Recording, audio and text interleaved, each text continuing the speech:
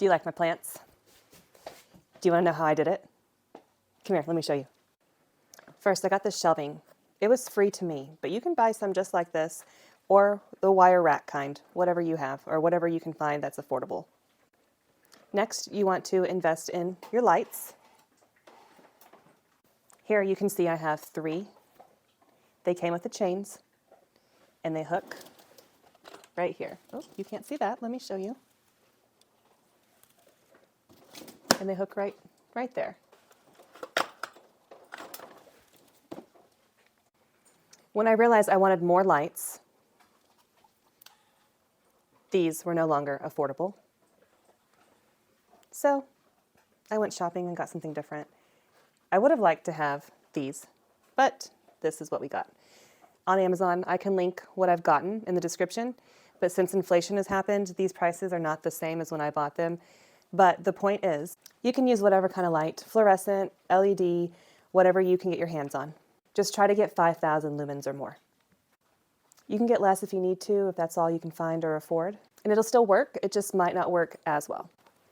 Sure, you can put your stuff in a windowsill, but unless it's super bright and has a lot of sun, your plants are not going to like it there for very long. They'll start to get tall, skinny, and leggy, and they'll start to lean towards the light. So you'll end up with a bunch of skinny, tall, weak seedlings that are not happy. You'll want to have your lights right above your seedlings. Especially when they're first starting out, you want to get them right above them, literally, like a few inches above. And as things grow, you'll have to move stuff around to make sure the light height makes sense for everything on that shelf. So I have done that several times. And it starts to feel like musical chairs with your containers. But that's part of it. It's okay. So once you have your setup with your lights and your shelves, you'll want some good trays. And you'll want containers of different sizes. Little cells here, a little bit bigger ones here, which these actually, I bought plants one year and they came in these and I saved them. Epic Gardening cell trays are super hard, durable. They'll probably last forever. And these are all dishwasher safe, by the way. You can go with something just a little bit bigger if you want to. These are Burpee brand. Just bought them from, I think, probably Home Depot. And you can start bigger or smaller, whatever you want to do, whatever your preference is. Both work. Now that you have your shelves and your lights and your tray and your containers, you want to have the soil potting mix, seed starting mix, whatever, to go inside those as well. Me personally, I love using potting mix. Seed starting mix does not have nutrients in it usually. Potting mix does, seed starting mix doesn't.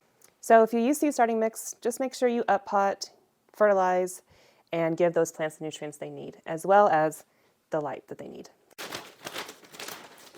I started my seeds with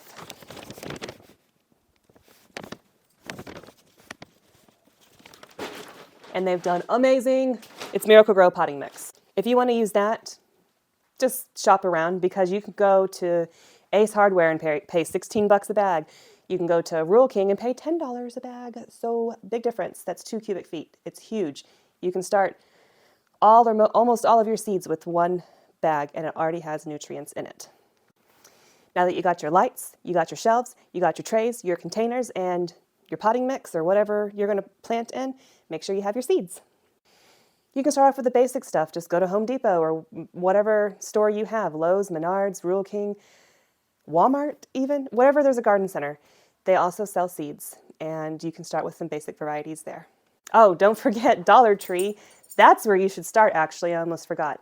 Dollar Tree in the spring, they will have a ton to choose from, and it's 25 cents per pack. 4 for $1. Insane. Absolutely awesome. And if you're on a budget, you can buy a little bag of potting mix, a little container, some little different kinds of things you can start your seeds in, and your seeds all from the Dollar Tree. Now that you have all those things previously listed, read the back of the seed packet so you know what to do. It might say start 4 weeks before your average last frost date. It might say 6, it might say 8, 10, whatever. It might say direct sow. If so, do whatever it says. I know it's already spring, getting close to summer. Almost everybody is having warmer weather at this point, and most people have already started planting their garden. So seed starting right now might not be something you want to do, but if it is, just remember, you can start seeds now and you can have a fall garden. You don't have to plant everything right in May or whenever your average last frost date is, or if you wait a week or so just to be safe.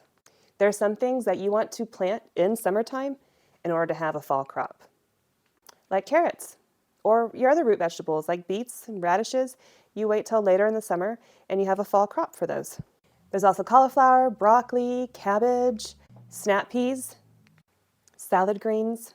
So plan to have a fall garden for your first time. If you're a beginner and you don't have all the stuff yet, work on it right now. And then you can get prepared to have a fall garden. You won't have your peppers and your tomatoes and all those kinds of things because it's kind of late for that. I mean, you can go buy them from the store and plant them, but if you're wanting to start them yourselves, a little late for that, for probably every region in the United States at this point. If you're from a different country, just look up your average last frost date and know when you need to plant then.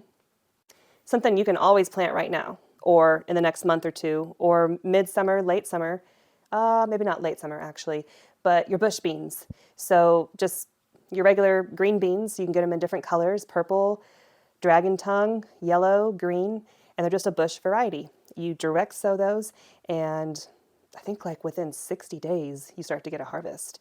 And if you want a huge, massive harvest right from the get-go, I recommend Provider bush beans. They provide big time. So it's okay if you're a little behind, if you don't have what you need yet. There are still things you can do, and you can have a good time gardening. So I hope this was helpful for anybody who's thinking about getting started gardening or is a beginner and doesn't have what they need yet. Leave me a comment if you have any questions. I'm happy to help. What I have, I will put in the description as far as the lights go. Everything else, you just grab what you can find and just shop the garden centers and see what's out there. Thanks for watching. Thanks for being here. I will see you later. And feel free to like and subscribe. Bye.